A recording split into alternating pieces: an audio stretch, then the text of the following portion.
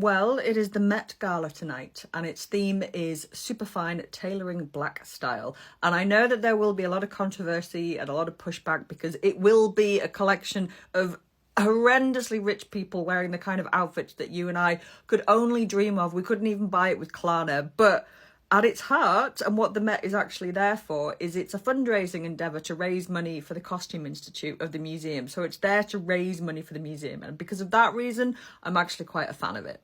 Now, the guest curator of this year's exhibition is Professor Monica L. Miller, and she is Professor of Africana Studies at Columbia University in New York, and she's also the author of this book. Published in 2009, Slaves to Fashion, Black Dandyism and the Styling of Black Diasporic Identity.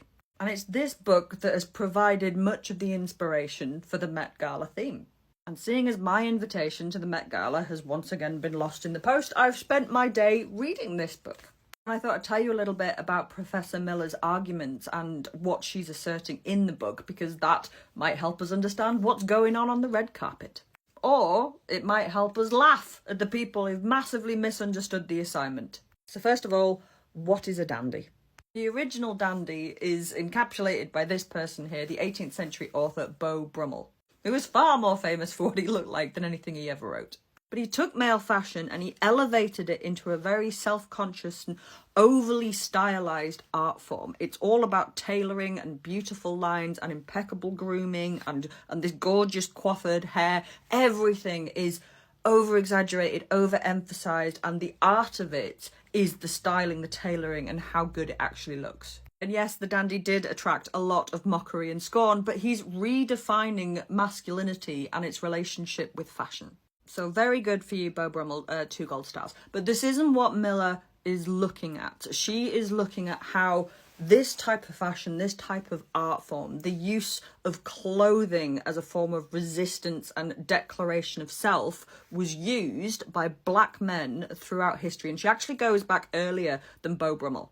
Miller points out that when black people started to be enslaved and exported to Europe specifically, they were often used as status symbols more than labourers, and they were often dressed up in overly exaggerated fashions in order to show off the wealth of their owner, or just slightly later down in history, their employer. They were about being adornments more than anything else. And so she pulls out this really difficult relationship between black men and a fashion that's forced on them and the space where they start to change and begin to take it back for themselves and adopt it and use it as a form of resistance. We could see something like this on the red carpet. As she argues here, many historians of Black Britain note that black slaves resident in England from the time of their first landing in the 1550s through to the 18th century were often used and regarded as luxury items and ornaments rather than as labourers. They were therefore dandified, dressed in hyper-haute versions of the latest fashion. So this is what she's talking about when she's talking about being dandified by white people. She writes, "As he changes clothes and strikes a pose, the black dandy performs sameness and difference, safety and danger, all the while telling a story about self and society.